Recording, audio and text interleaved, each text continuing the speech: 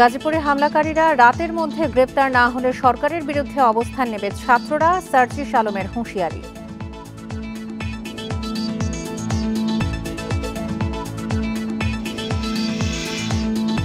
যশোর প্রযুক্তি বিশ্ববিদ্যালয়ের শিক্ষার্থীদের সংঘর্ষে থমথমে ক্যাম্পাস। বৈষম্য বিরোধী সাধারণ শিক্ষার্থীদের সংঘাতে আহত 5। সুপ্রিম কোর্ট এলাকায় নিরাপত্তা জোরদার, সেনা, র্যাব ও পুলিশের বাড়তি সদস্য মোতায়েন।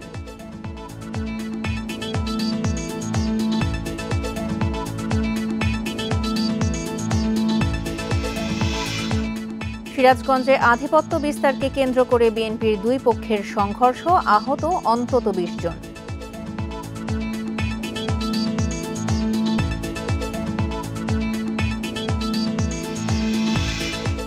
খরচ বাড়ল হিমাগারে আলু সংরক্ষণের, কেজিতে 1 টাকা বাড়িয়ে 8 টাকা নির্ধারণ। স্বাগত সমগ্র বাংলাদেশের সঙ্গে আছি সঞ্চারী মজিদ তমা। শুনছিলেন শিরোনাম, চলে যাচ্ছি পুরো খবরে। রাতের মধ্যে গাজীপুরের ছাত্র জনতার উপর হামলার সঙ্গে জড়িত গ্রেপ্তার করা না হলে সরকার ও পুলিশের বিপক্ষে অবস্থান নেওয়ার হুঁশিয়ারি দিয়েছেন বৈষম্য বিরোধী ছাত্র আন্দোলন। গাজীপুরে জেলা প্রশাসকের কার্যালয়ের সামনে এক সমাবেশে এই ঘোষণা দেন সার্জিস আলম। এ সময় সন্ত্রাসবাদ দমনে দ্রুত অভিযান পরিচালনার দাবিও জানান তিনি। বলেন, হামলাকারীদের গ্রেপ্তার করা না পর্যন্ত রাজপথেই থাকবেন তারা। এ সময় আ.ক.ম মোজাম্মেল হককে সাবেক মন্ত্রী হিসেবে পরিচয় করিয়ে দেওয়ার জন্য গণমাধ্যমের সমালোচনা করেন সার্জিস।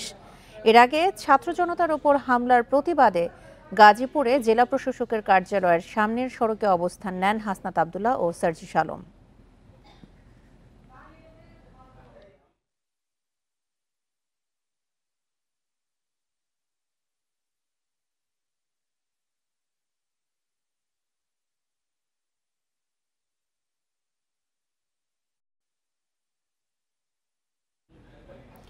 এর আগে গাজীপুরে শিক্ষার্থীদের উপর হামলার ঘটনায় স্বরাষ্ট্র উপদেষ্টার পদত্যাগ দাবি করে জাতীয় নাগরিক কমিটি। সকালে শহরের রাজবাড়ী এলাকায় জেলা প্রশাসকের কার্যালয়ের সামনে বিক্ষোভ মিছিল ও সমাবেশ করে তারা। এ সময় বক্তারা বলেন, গাজীপুরের শিক্ষার্থীদের ওপর আ.ক.ম মোজাম্মেল হক, জাহাঙ্গীর ও আওয়ামী লীগের দোসররা সন্ত্রাসীরা হামলা চালিয়েছে। অভিযোগ করেন, ঘটনার সময় পুলিশ প্রশাসনের সহযোগিতা চেয়ে পাওয়া যায়নি। সমাবেশ থেকে স্বরাষ্ট্র উপদেষ্টা, পুলিশ কমিশনার, জেলা প্রশাসকের প্রত্যাহার দাবি করেন তারা। বলেন, পতিত সরকারের দোসরদের বিচার বাংলার মাটিতে করা হবে। সমাবেশে ছাত্রদল, ছাত্র শিবির সহ জাতীয় নাগরিক কমিটি ও বৈষম্য বিরোধী ছাত্র আন্দোলনের নেতাকর্মীরা উপস্থিত ছিলেন।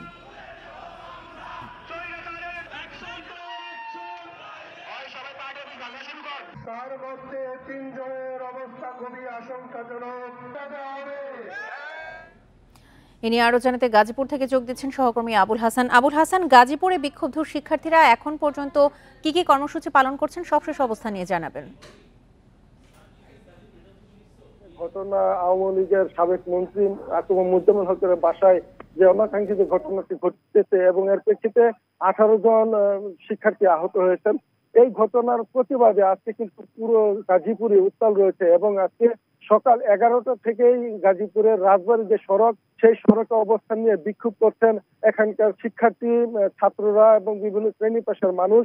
এবং এখানে নাগরিক ঐক্য, জাতীয় নাগরিক কমিটি এবং বৈষম্য বিরোধী ছাত্র আন্দোলন, ছাত্রদল এবং ছাত্র শিবিরের নেতাকর্মীরা এখানে তাদের এই কর্মসূচির সাথে সংহতি প্রকাশ করেছেন। এবং এখন আপনি নিশ্চয়ই দেখতে পাচ্ছেন যে প্রকাশ করেছেন এবং এখন কারণে দীর্ঘক্ষণ ধরে কিন্তু এই সড়কের যান চলাচল বন্ধ রয়েছে। এবং কিছুক্ষণ আগে জাতীয় নাগরিক কমিটির যে সংগঠক এখানে এসেছেন সার্জিস আলম এবং তার সাথে বৈষম্য বিরোধী ছাত্র আন্দোলনের নেতা হাসনাত আব্দুল্লাহ, তারা এসেছেন এবং তারা কিন্তু বক্তব্য রাখছেন।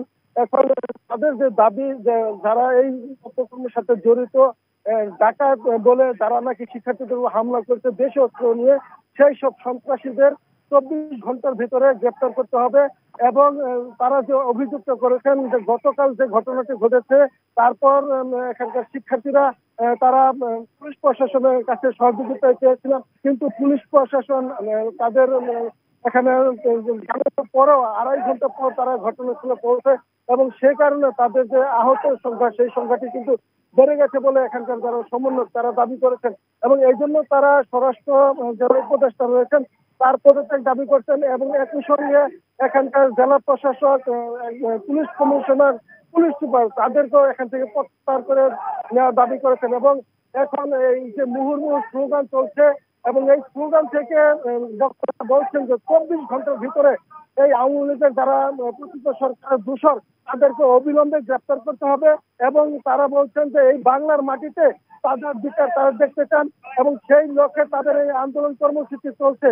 এবং তারা বলছেন যে এই যে এখানে যারা এই অপকর্মের সাথে জড়িত ছিলেন তারা বলছেন যে শিক্ষার্থীদেরকে প্রথমে বলা হচ্ছিল যে আকুম মুজাম্মেল হকের বাড়িতে প্রথমে বলা হচ্ছিল যে আকুম মুজাম্মেল হকের বাড়িতে একজন লোক ভাঙচুরের চেষ্টা করছেন, এবং সেই ভাঙচুর ঠেকাতে এখানকার শিক্ষার্থীরা গিয়েছিলেন বলে সমন্বয়করা দাবি করছেন। এবং এরপরে কিন্তু কৌশলে সেখানে মসজিদের মাইকে ঘোষণা দিয়ে ছাত্রদেরকে দেশীয় অস্ত্র দিয়ে হামলা করে, এবং 18 জন সদস্য এখানে আহত হয়েছেন, যাদের মধ্যে 6 জনকে ঢাকা মেডিকেল কলেজ হাসপাতালে পাঠানো হয়েছে। আমরা এখানকার চিকিৎসকের সঙ্গে কথা বলেছিলাম, তারা যেটি জানিয়েছেন যে এখানে যে 6 জন রেফার করা হয়েছে তাদের কয়েকজনের মাথায় গুরুতর আঘাত রয়েছে, এবং এখানে যে 3 জন ভর্তি আছেন তাদের অবস্থা আশঙ্কা মুক্ত, তবে তাদের এখন ব্যান্ডেজ দেওয়া হয়েছে মাথায়, এবং তারা এখানে চিকিৎসাধীন আছেন, তাদের দেখভাল করা হচ্ছে। এবং একই সঙ্গে আমরা যেটি দেখেছি যে দিনভর এই ঘটনার পর জেলা প্রশাসক ঘটনাস্থল পরিদর্শন করছেন, পুলিশের ঊর্ধ্বতন কর্মকর্তা, র্যাবের কর্মকর্তারা ঘটনাস্থল পরিদর্শন করছেন, এবং যে আলামতগুলো ছিল তারা সেগুলো সংগ্রহ করেছেন। তবে এখন কিন্তু আমরা যেটি দেখেছি যে এই হামলার প্রতিবাদে পুরো উত্তাল রয়েছে পুরো গাজীপুর শহর, এবং এখানে শিববাড়ি মোড় থেকে শুরু করে জয়দেবপুর হারিয়াল পর্যন্ত যে সড়কটি রয়েছে এই সড়কে কিন্তু এখন যান চলাচল পুরোপুরি বন্ধ রয়েছে। এবং শিক্ষার্থীরা বলছেন যে এই যে তাদের এখানে শিক্ষার্থী আহত হয়েছেন এবং তাদের যে রক্ত ঝরেছে এই বিচার না হওয়া পর্যন্ত তারা আন্দোলন সংগ্রাম চালিয়ে যাবেন, এবং তারা বলছেন যে 24 ঘন্টা পতিত সরকারের দোষর এবং এই সন্ত্রাসী তাদেরকে গ্রেপ্তার করতে হবে। এবং একই সঙ্গে তারা বলছেন যারা পলাতক বিদেশের অবস্থান রয়েছেন এবং বিভিন্ন সময় উস্কানি দিচ্ছেন তাদের গ্রেপ্তার করতে হবে, এবং তাদের যে ব্যাংক অ্যাকাউন্ট সেই ব্যাংক অ্যাকাউন্ট জব্দ করে তাদেরকে আইনের আওতায় আনতে হবে। এই ধরনের তারা দাবি কিন্তু তুলছেন, এবং এই দাবি নিয়েই কিন্তু আজকে তারা আপনাকে বলে রাখি যে সকাল 11টার দিকে তারা শুরুতেই এখানে মানববন্ধন করেছেন, বিক্ষোভ সমাবেশ করেছেন, এবং পরে নাগরিক কমিটি এখানে একটা বিশাল একটি বিক্ষোভ মিছিলের আয়োজন করে, এবং এখন এখানে বৈষম্য বিরোধী ছাত্র আন্দোলন কর্মসূচি চলছে, এবং সেখানে কেন্দ্রীয় নেতারা এসেছেন, হাসনাত আবদুল্লাহ এসেছেন, সার্জিস আলম এসেছেন, তারা বক্তব্য রাখছেন। এবং এখানে কিন্তু বিভিন্ন শিক্ষা প্রতিষ্ঠানের শিক্ষার্থীরা অংশ নিয়ে তারা এই দাবির সাথে একত্রতা প্রকাশ করছেন, এবং বিভিন্ন দলের নেতাকর্মীরা কিন্তু এখানে এসেছেন। এই ছিল গাজীপুরের সর্বশেষ পরিস্থিতির খবর। গাজীপুর থেকে সবশেষ অবস্থা নিয়ে জানাচ্ছিলেন আমাদের সহকর্মী আবুল হাসান। রাত থেকে গাজীপুর সহ সারা দেশে যৌথ বাহিনীর অভিযান পরিচালনার সিদ্ধান্ত নিয়েছে স্বরাষ্ট্র মন্ত্রণালয়। অপারেশনের নাম দেয়া হয়েছে ডেভিল হান্ট।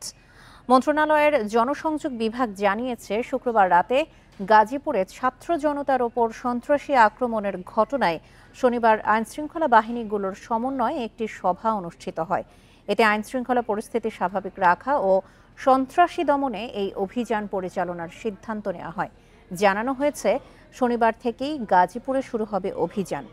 পরে অভিযানের বিষয়ে বিস্তারিত জানানো হবে।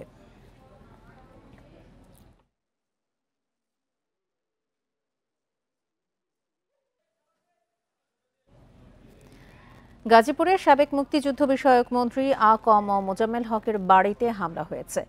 হামলার সময় মসজিদের মাইকে ঘোষণা দিয়ে আওয়ামী লীগের নেতাকর্মীরা ছাত্রদের ওপর হামলা করেছে বলে অভিযোগ করেছেন বৈষম্য বিরোধী ছাত্র আন্দোলনের নেতারা।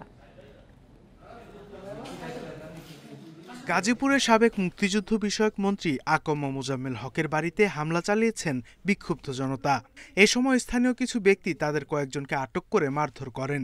এতে অন্তত 15 জন আহত হয়েছেন। প্রত্যক্ষদর্শীরা জানিয়েছেন, শুক্রবার রাতে একদল বিক্ষুব্ধ ছাত্র জনতা গাজীপুর মহানগরের ধীরাশ্রমের দক্ষিণখানে মোজাম্মেল হকের বাড়িতে হামলা চালান। এ সময় তারা বাড়ির ভেতরে ঢুকে ভাঙচুর করেন। পরে স্থানীয়রা মসজিদের মাইকে ডাকাত পড়েছে বলে ঘোষণা দিয়ে ভাঙচুরকারীদের ধাওয়া দেয়।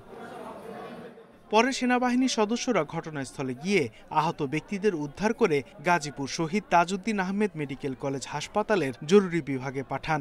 সেখান থেকে গুরুতর আহত কয়েকজনকে ঢাকায় পাঠানো হয়েছে। মোজাম্মেল হকের বাসায় লুটপাট এবং আগুন ধরা দেওয়া হয়েছে।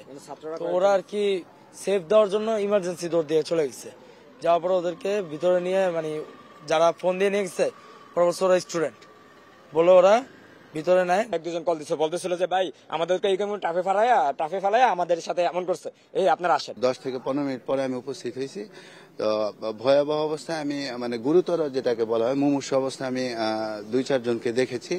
ঘটনা জানতে পেরে শহীদ তাজউদ্দিন মেডিকেল কলেজ হাসপাতালে আহতদের দেখতে যান বৈষম্য বিরোধী ছাত্র আন্দোলনের 2 সমন্বয়ক সার্জিস আলম ও হাসনাত আব্দুল্লাহ।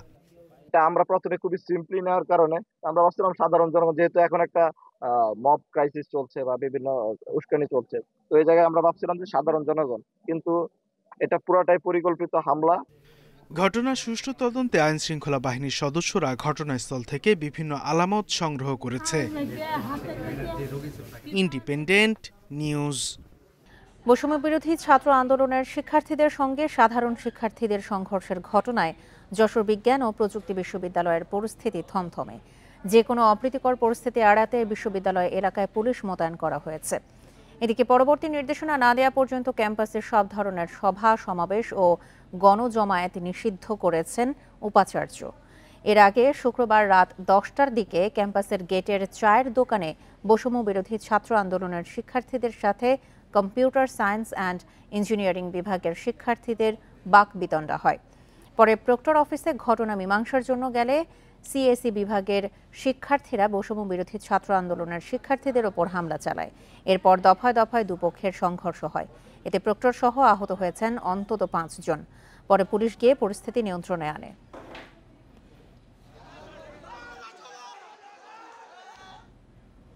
দেশের বিভিন্ন স্থানে ভাঙচুর, হামলা, পাল্টা হামলার ঘটনাকে কেন্দ্র করে নিরাপত্তা ব্যবস্থা বাড়ানো হয়েছে সুপ্রিম কোর্ট এলাকায়। মোতায়েন করা হয়েছে সেনা, র্যাব ও পুলিশের বাড়তি সদস্য।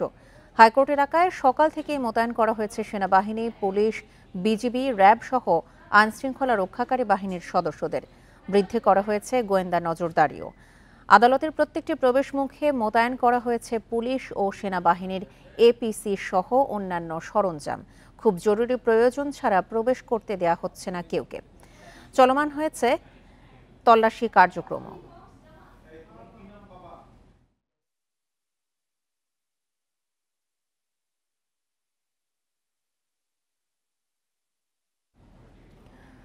পাঁচ অগস্টের পরও রাজনীতির সাথে দুর্বৃত্তপনা, চাঁদাবাজি ও দুর্নীতি বন্ধ হয়নি। দেশের যতদিন দুর্নীতি ও দুঃশাসন থাকবে ততদিন জামায়াত আন্দোলন চালিয়ে যাবে বলে জানিয়েছেন দলটির আমির ডাক্তার শফিকুর রহমান।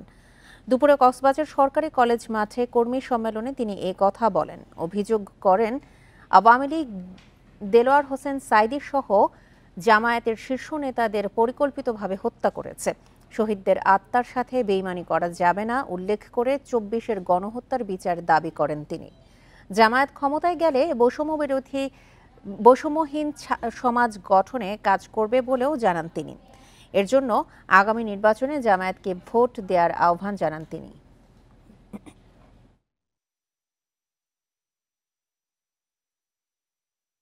সবগুলা খুনের বিচার হতে হবে, বিশেষ করে 24-এর গণহত্যার বিচার অবশ্যই হতে হবে। আগে বিচার, তারপরে অন্য কাজ। এ বিচার না হলে শহীদদের আত্মার সাথে বেইমানি করা হবে। সিরাজগঞ্জের শাহজাদপুর উপজেলায় বিএনপির 2 গ্রুপের মধ্যে সংঘর্ষে আহত হয়েছেন অন্তত 25 জন। দুপুরে উপজেলা বিএনপির কার্যালয়ের সামনে এই ঘটনা ঘটে। পুলিশ ও প্রত্যক্ষদর্শীরা জানায় জেলা সম্মেলন প্রস্তুতি কমিটির সদস্য ও কেন্দ্রীয় স্বেচ্ছাসেবক দলের সহ সভাপতি গোলাম সরোয়ার দুপুরে ঢাকা থেকে শাহজাদপুরে পৌঁছায়। দলীয় নেতাকর্মীদের নিয়ে উপজেলা বিএনপি কার্যালয়ে প্রবেশ করতে গেলে জেলা বিএনপির উপদেষ্টা ডাক্তার এম মোহিতের সমর্থকরা তাকে বাধা দেয়। এক পর্যায়ে তারা গোলাম সরোয়ার ও তার সমর্থকদের ওপর হামলা চালায়। এতে শাহজাদপুর কাপড়ের হাট এলাকায় রণক্ষেত্র পরিণত হয়। এদিকে কেন্দ্রীয় নেতা গোলাম সরোয়ার সংবাদ সম্মেলন করে অভিযোগ করেন, উপজেলা বিএনপির একজন নেতার নির্দেশে তার ওপর হামলা করা হয়। বর্তমানে এলাকার পরিস্থিতি শান্ত রয়েছে।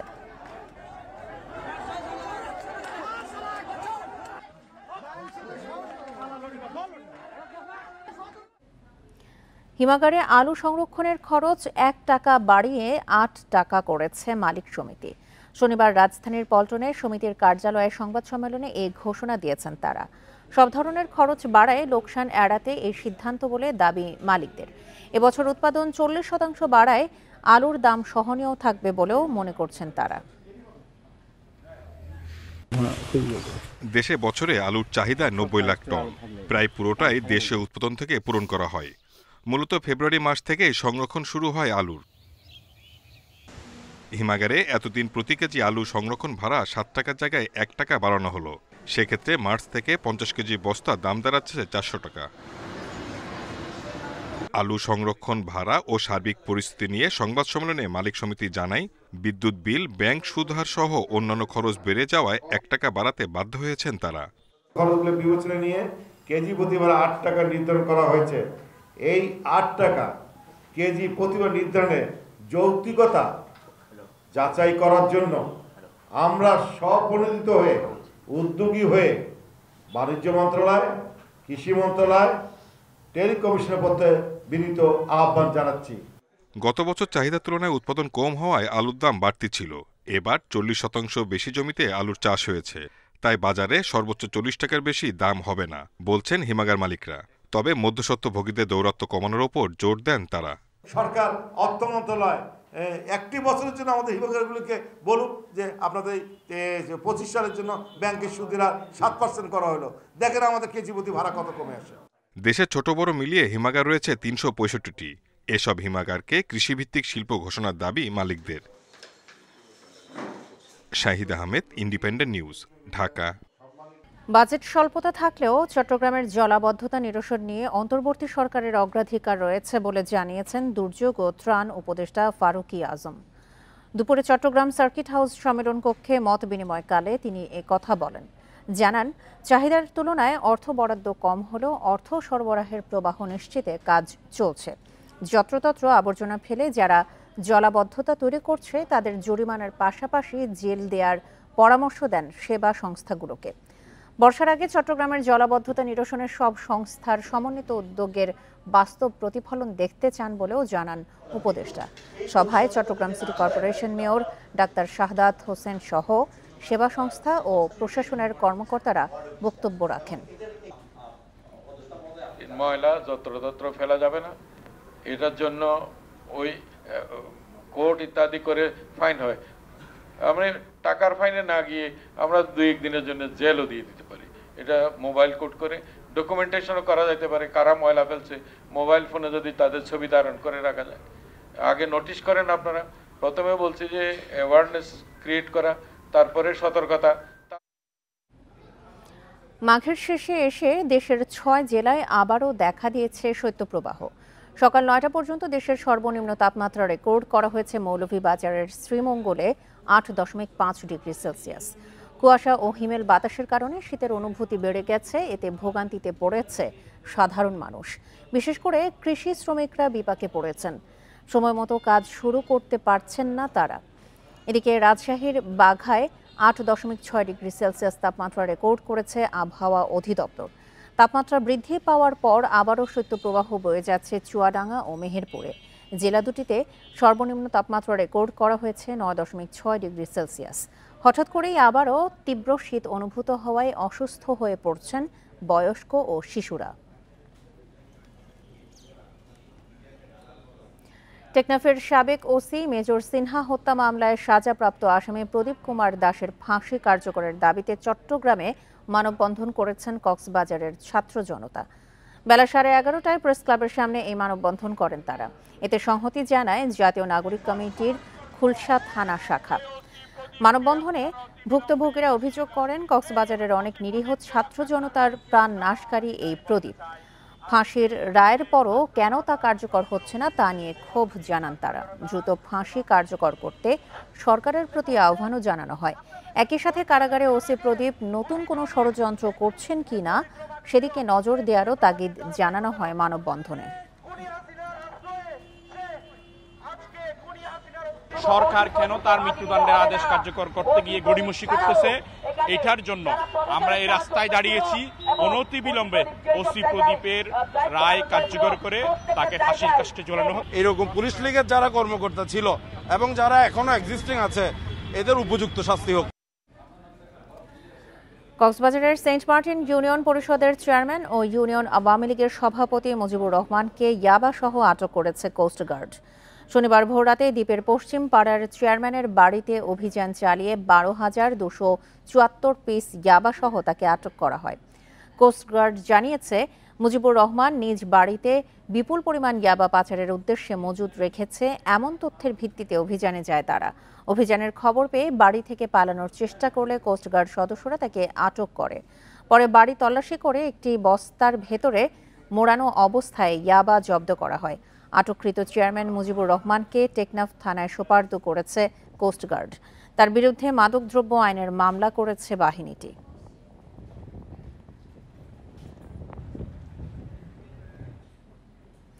নাটোরের বড়াই গ্রামে এসি ল্যান্ড ও পৌর প্রশাসকের বিরুদ্ধে সড়ক অবরোধ করে বিক্ষোভ করেছে স্থানীয়রা। খালপাড়ের অবৈধ স্থাপনা উচ্ছেদে গিয়ে বৈধভাবে বসবাসকারীদের স্থাপনাও ভেঙে দেওয়ার অভিযোগ তাদের বিরুদ্ধে।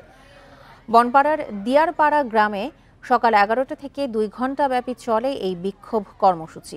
আন্দোলনকারীরা বলেন, পৌরসভার জিয়া খালের পাশের অবৈধ স্থাপনা উচ্ছেদ কাজ শুরু করেছে পৌর কর্তৃপক্ষ। তবে অভিযানের সময় অবৈধ স্থাপনার সাথে বৈধভাবে লিজকৃত জমির স্থাপনাও ভেঙে দিয়েছে পৌর কর্তৃপক্ষ। ক্ষতিগ্রস্তদের পুনর্বাসন এবং এসি ল্যান্ড ও পৌর প্রশাসক আশরাফুল ইসলামের অপসারণ দাবি করে বিক্ষুব্ধরা।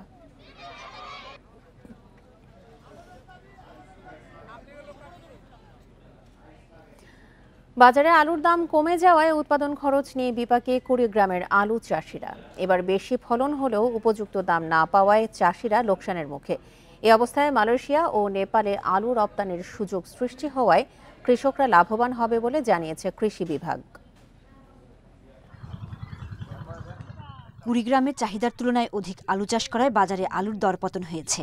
এতে উৎপাদন খরচের অর্ধেক দামে বিক্রি করতে হচ্ছে আলু। প্রতি কেজি আলু 10 থেকে 12 টাকা দরে পাইকারদের কাছে বিক্রি করছেন কৃষকরা। এই অবস্থায় মালয়েশিয়া ও নেপালে আলু রপ্তানির সুযোগ সৃষ্টি হয় আশার আলো দেখছেন চাষিরা। রপ্তানিকারকদের কাছে প্রতি কেজি আলু বিক্রি করছেন 15 টাকায়। সরকারিভাবে আলু বাজারজাত করা গেলে ক্ষতি আরও কমে আসবে বলে জানিয়েছেন কৃষকরা। এই আলু নিয়ে খুবই টেনশনে ছিলাম, এখন আলু মালয়েশিয়া যাওয়ার কথা শুনি একটু টেনশন মুক্ত আর। এই টাকা দিয়ে যে আবাদ করছি এই টাকা তো আমার এই পেজ তো শেষ। এখন বাংলাদেশ তো আলু নিচ্ছে না, এখন যদি বিদেশে আলুটা যতটুকু নিচ্ছে তার কারণে আমরা কিন্তু একটু টিকে আছি। আলু রপ্তানির সুযোগ সৃষ্টি হয় কৃষকরা লাভবান হবে বলে জানিয়েছে কৃষি বিভাগ।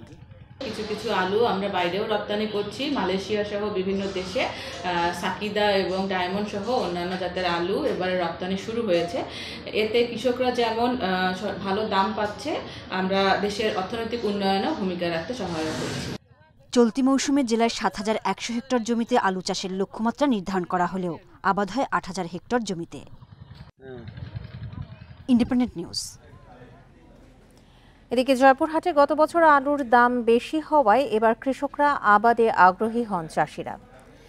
আবহাওয়া অনুকূলে থাকায় ও রোগবালাই কম হওয়ায় ফলনও হয়েছে বাম্পার। তাই স্বাভাবিক কারণে আলুর অধিক উৎপাদন ও বাজারে সরবরাহ বেশি হওয়ায় দরপতনের শিকার হয়েছেন কৃষক। বর্তমান পাইকারি বাজার মন প্রতি বিক্রি হচ্ছে 300 থেকে 350 টাকায়।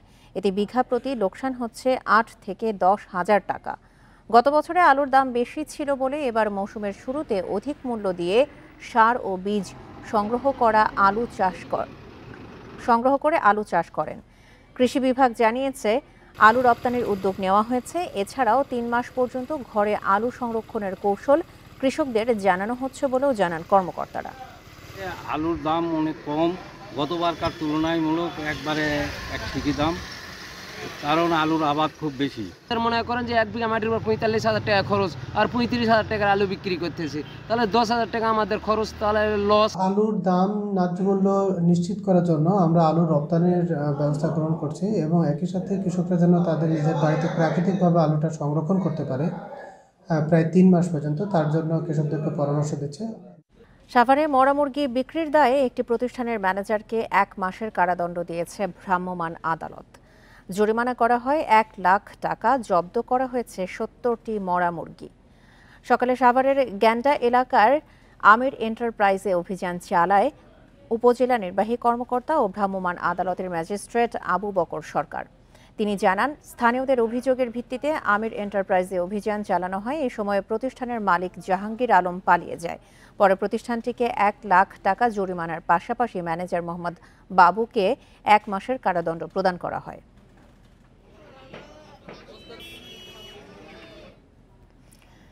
ইসলামী বিশ্ববিদ্যালয়ে থানা স্থানান্তরের সিদ্ধান্তের প্রতিবাদে কুষ্টিয়া খুলনা মহাসড়ক অবরোধ করেছে শিক্ষার্থী জনতা। সকাল 11টা থেকে 4 ঘণ্টাব্যাপী সড়ক অবরোধ করে রাখে বিক্ষুব্ধরা। আন্দোলনকারীদের দাবি, এই থানাটি ইসলামী বিশ্ববিদ্যালয় সহ এই এলাকার মানুষের জানমালের নিরাপত্তার জন্য প্রতিষ্ঠিত হয়। থানাটিকে বিশ্ববিদ্যালয় থেকে 16 কিলোমিটার দূরের ঝাউদিয়া এলাকায় স্থানান্তর করা হলে বিশ্ববিদ্যালয় সহ এই অঞ্চলের আইনশৃঙ্খলা বিঘ্নিত হওয়ার শঙ্কা রয়েছে। এ সময় তারা থানাটি ইসলামী বিশ্ববিদ্যালয় অথবা এর কাছাকাছি কুষ্টিয়া খুলনা মহাসড়কের পাশে স্থানান্তরের দাবি জানান। গত 4 অগাস্ট ইসলামী বিশ্ববিদ্যালয় ক্যাম্পাসের ভেতরে অবস্থিত ইসলামী বিশ্ববিদ্যালয় থানাটি সদর উপজেলার ঝাউদিয়ায় স্থানান্তরের সিদ্ধান্ত হয়। এর প্রেক্ষিতে দ্রুত থানা ঝাউদিয়ায় স্থানান্তরের দাবিতে মঙ্গলবার বিক্ষোভ করে স্থানীয় বাসিন্দারা। আমরা চাই না আমাদের এই ইসলামিক বিশ্ববিদ্যালয়ের প্রাণকেন্দ্র থেকে আমাদের ইবি থানা অন্য কোথাও যে থেকে অবস্থান করুক, তাই আমাদের ইবি থানা ইবিতেই চাই। এটা নিয়ে এখানে আমরা আন্দোলনে নামছি। নেত্রকোনার হাওড় অঞ্চলে মাছের উৎপাদন কমছে। হাওড়ে মিলছে না 35 প্রজাতির দেশীয় মাছ। এই অবস্থা থেকে উত্তরণে পদক্ষেপ নেওয়ার দাবি এলাকাবাসীর। মাছের উৎপাদন বাড়াতে বিভিন্ন পরিকল্পনার কথা বলছে মৎস্য বিভাগ। নেত্রকোনার হাওর অঞ্চলের মুক্ত জলাশয় দেশি মাছের অন্যতম উৎস। তবে ঢলের পানিতে ভেসে আসা বালিতে নদী, বিল ও খাল প্রায় অর্ধেক ভরাটে কমেছে মাছের উৎপাদন। শুধু প্রাকৃতিক কারণেই নয়, অতিরিক্ত মৎস্য আহরণ, কৃষি জমিতে অতিরিক্ত কীটনাশক ব্যবহার, অপরিকল্পিত বাঁধ ও উন্নয়নেও কমেছে মাছের উৎপাদন। মৎস্য বিভাগ বলছে, 2021 সালে জেলার হাওর অঞ্চলে দেশি মাছের উৎপাদন ছিল 38,000 মেট্রিক টন। 3 বছর পর মাছের উৎপাদন দাঁড়িয়েছে 34,000 মেট্রিক টন। এতে বছরে 100 কোটি টাকা লোকসান হচ্ছে। পাহাড়ি ডলের সাথে ভেসে আসা বালিতে এবং অপরিকল্পিত উন্নয়ন কর্মকাণ্ডের ফলে এবং ওভার ফিশিংয়ের কারণে হাওরের মিঠা পানির মাছ দিন দিন কমে যাচ্ছে। ইতোমধ্যে হাওরে চাপিলা, কাচকি, খৈলসা সহ প্রায় 35 প্রজাতির মাছ মিলছে না। এতে জীবন জীবিকা নিয়ে শঙ্কায় স্থানীয়রা। টন নিয়ে মাছ বেচছে অন্য বছর, কমুক আর এই বাড়তি হোক নিয়ে বেচছে, এই মাছ বেচছে খাবার টাবার আনছে আর না খাইছে। জনগণ এই গরিব বাঙাল চলাটাই কষ্ট। আমরা খুব অসুবিধা, এই অসুবিধার কারণে আমরা খুব হয়রানি আছি, মানে কষ্টে আছি। এই আলু ভর্তা, চালু ভর্তা দিয়ে খাওয়ার লাগে। এমন অবস্থা থেকে উত্তরণের জন্য নো ফিশিং জোন, 3 মাস মাছ ধরা বন্ধ সহ নানা উদ্যোগের কথা বলছে মৎস্য বিভাগ। আমরা এটা কিভাবে বাড়ানো যায় সেজন্য আমরা উদ্যোগও গ্রহণ করছি। সামনের দিনগুলোতে আমরা আশা করছি যে হাওড়ে দেশীয় মাছের প্রজনন মৌসুমে আমরা ইলিশের আদলে যে ব্যান পিরিয়ড করা হয়, এখানে আমরাও মানে নিষেধাজ্ঞা বাস্তবায়ন করব। বিশেষ করে বৈশাখ জ্যৈষ্ঠ মাসে এই ধরনের একটা চিন্তা ভাবনা চলছে। দ্রুত ব্যবস্থা না নিলে দেশি মাছের এই উৎস বিলুপ্তের শঙ্কায় সচেতন মহল। Independent news. ভাষা শহীদদের প্রতি শ্রদ্ধা জানাতে ফরিদপুরে চলছে 3 দিন ব্যাপী চিত্রকলা প্রদর্শনী। জেলা শিল্পকলা একাডেমিতে নতুন আশার সূর্যোদয় শিরোনামে চলছে এই আয়োজন। 3 দিন ব্যাপী এই প্রদর্শনীতে ফরিদপুর রাজবাড়ী ও ঢাকার চিত্রশিল্পীরা অংশ নিয়েছেন। ৮৬ জন নবীন ও প্রবীণ চিত্রশিল্পীর জল রং, তেল রং ও অ্যাক্রিলিক মাধ্যমে আঁকা ১৪৬টি ছবি রয়েছে এবারের আয়োজনে। বিভিন্ন বয়সে মানুষ আসছেন ভাষার মাস উপলক্ষে আয়োজিত এই প্রদর্শনীতে। আজ রাত ৯টা পর্যন্ত শেষ হবে এই প্রদর্শনী।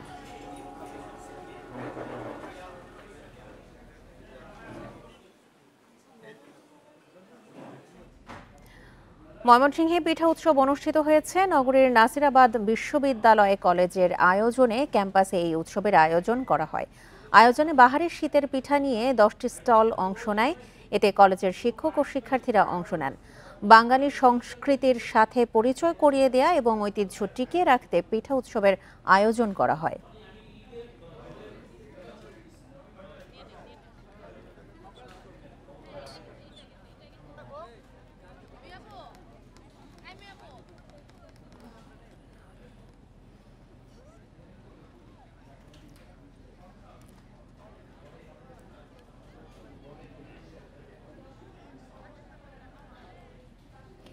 রাজশাহীতে ব্যতিক্রমী পেট শো অনুষ্ঠিত হয়েছে। এতে দেশি বিদেশি জাতের প্রায় ১০০টি বিড়াল প্রদর্শন করা হয়। সকালে নগরীতে একটি কনভেনশন হলে এই আয়োজন করা হয়। ছোট ছোট টেবিলে বিভিন্ন প্রজাতির বিড়াল রাখা হয়। প্রদর্শনী উপভোগ করতে বিভিন্ন জায়গা থেকে আসেন বিড়াল প্রেমীরা। ক্যাট শোতে একসঙ্গে এত রকমের বৈচিত্র্যময় বিড়াল দেখার সুযোগ পেয়ে আনন্দিত তারা।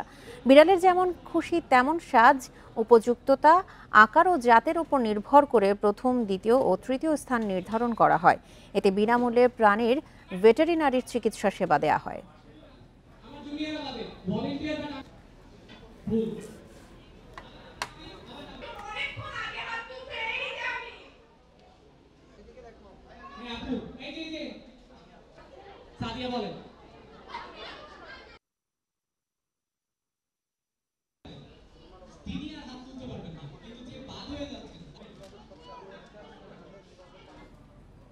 আর এ ছিল এখনকার মতো সমগ্র বাংলাদেশে। ইন্ডিপেন্ডেন্ট টেলিভিশনের সব খবর আরও বিস্তারিত জানতে চোখ রাখুন ফেসবুক, ইউটিউব এবং এক্সে।